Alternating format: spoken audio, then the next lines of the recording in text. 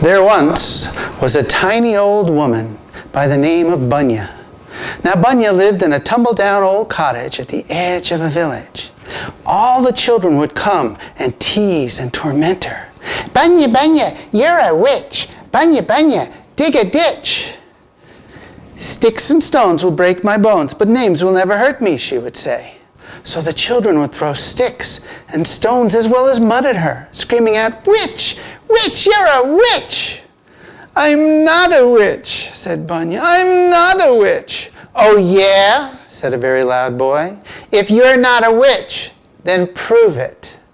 "Yeah," said one of his friends. "Prove it." Soon all the children were yelling out, "Prove it! Prove it!" "Prove I'm not a witch?" she said. "Who can prove they're not a witch? If I were a witch, that I could prove. I would make a motion and say, 'Hocus pocus.'" All of a sudden, there was a loud thunderclap and a crashing bolt of lightning, and all the children were turned into frogs. "Oh no," cried Bunya, "I am a witch!" And she fell to the ground, wringing her hands and cracking her knuckles and pounding the earth. Meanwhile, back in the village clock struck 6. Bong, bong, bong, bong, bong, bong. It was supper time. But there were no children to be seized. There were frogs. There were frogs everywhere. "A plague of locusts I've heard of," said a very old man, "but a plague of frogs, this is a first." Everywhere there were frogs jumping into the windows of the families and sitting at the seats where the children would normally sit.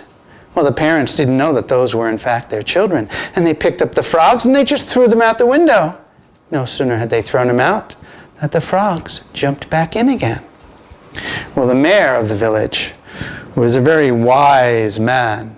He looked into the eyes of the frog that was trying to eat his son's supper and said, "This frog is my son Emil." And so saying, he sobbed and cried. All you could hear from the frog was, "Ribbit, ribbit." His wife said, "Oh, let me hug that frog too. After all, I am that frog's mother."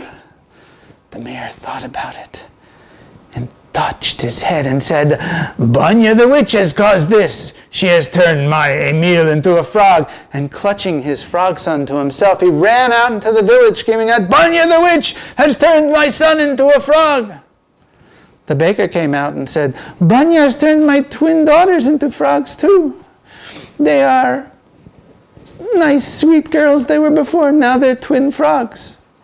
The butcher said, "And she turned my sweet Sophie into a frog also. A sweeter girl you could never find. Now she's a frog."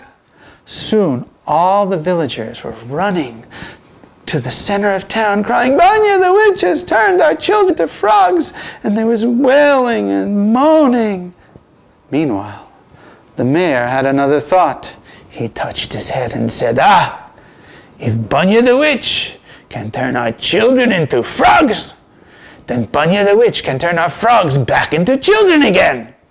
"Now, why didn't I think of that?" said the butcher. "Because you're not as smart as I am," said the mayor. "Forget about the arguing. Let's go on to Bunya's," shouted the villagers.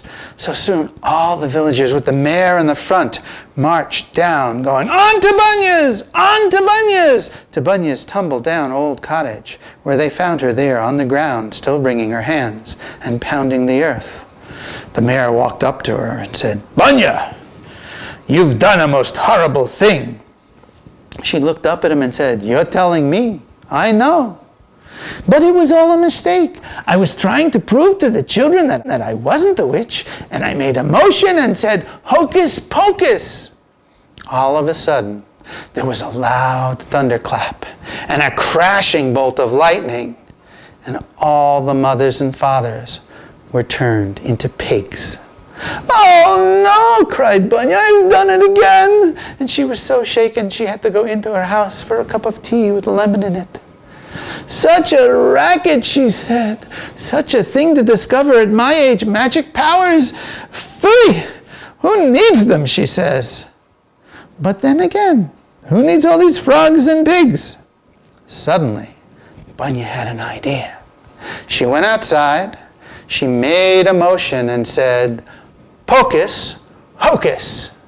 Suddenly, there was a loud thunderclap and a crashing bolt of lightning, and all the frogs and pigs were turned into children and mothers and fathers again. Now the adults, they were very respectful and they were very kind now, realizing that she really was a witch. And they asked about her health, and "You're looking good. How do you feel?" said the mayor. "What's the feel?" said Bunya. "I will give you a fresh plucked chicken every day," said the butcher. "And I will give you some fresh day-old bread every day." "You're looking very good for a woman of your years," said the winemaker. The children, they screamed, "Bunya, Bunya, you're a peach. Bunya, Bunya, make a speech." Bunya held up her hands for silence, and the mayor fell to his knees. "No more hocus pocus, Bunya, please." "I'm not making hocus pocus," she said. "I'm asking for your silence. Now do me a favor, if you will." "Anything you want, pretty Bunya, anything you want." "First, stop calling me pretty Bunya. I didn't need your insults before. I don't need your compliments right now. Secondly, I want you to go back and mind your own business. As for me, I will mind my own business, which at the moment is being a witch." So all the villagers bowed and backed away, back to the village. "Yes, sweet Bunya, yes." There was Bunya all alone again. And she thought, if I'm a witch, then I'm a witch. Maybe I can use my powers for good. I could help the poor.